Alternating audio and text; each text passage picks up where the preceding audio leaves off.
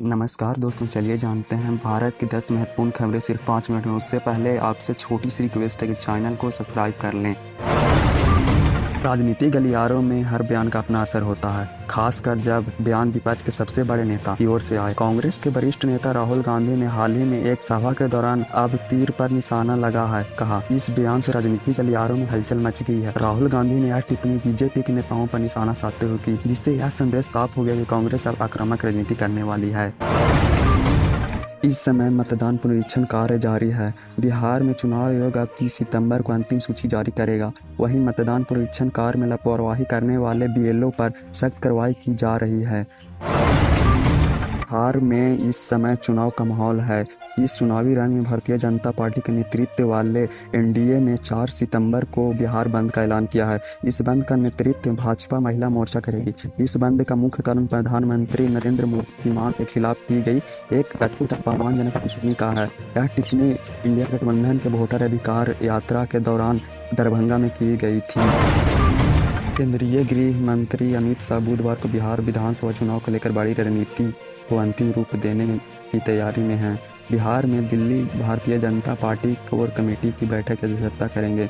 इस बैठक में आगामी बिहार विधानसभा चुनाव के लिए पार्टी की रणनीति पर चर्चा की जाएगी।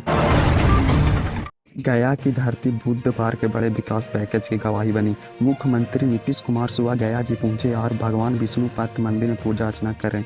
पितृपक्ष मेला की तैयारियों का भी जायजा लिया।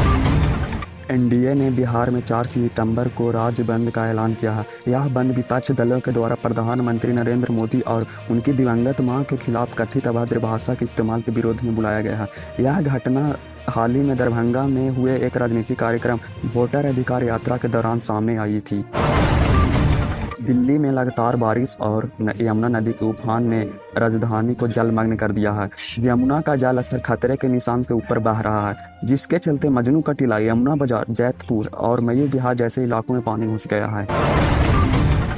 भारत और रूस के बीच के रिश्ते एक और फिर सुर्खियों में। रूस से सस्ता तेल और S-400 हथियार प्रणाली की नई डील की खबरें सामने आ रही है। यह सब तब हो रहा है जब अमेरिका ने भारत पर 50% टैरिफ लगा दिया है, क्योंकि भारत रूस से तेल और हथियार खरीद रहा है। इस टैरिफ विवाद और भारत को लेकर बार बार विवादित बयान देने के बाद भारत और अमेरिका के रिश्ते निचले स्तर पर पहुंच गए हैं। डोनाल्ड ट्रंप अपने टैरिफ का बचाव करते हुए भारत को लेकर एक बड़ा बयान दिए हैं। उनका कहना है कि भारत के साथ अमेरिका के रिश्ते हमेशा अच्छे रहे हैं, लेकिन भारत हम पर बहुत अधिक टैरिफ लगाता रहा है, जो दुनिया में सबसे अधिक था। इसलिए हम उनके साथ व्यापार न के बराबर कर रहे थे। भूटान के प्रधानमंत्री दाशो शेरिंग टोब्गे 5 सितंबर को भारत के दौरे पर आ रहे हैं। उनकी यह भारत यात्रा बहुत महत्वपूर्ण मानी जा रही है। भारत के आने के बाद वह अयोध्या का दौरा करेंगे। अयोध्या में भूटान के पीएम राम जन्मभूमि के पर पूजा अर्चना करेंगे। ऐसे ही महत्वपूर्ण खबरों के लिए हमारे चैनल को सब्सक्राइब कर लें। धन्यवाद।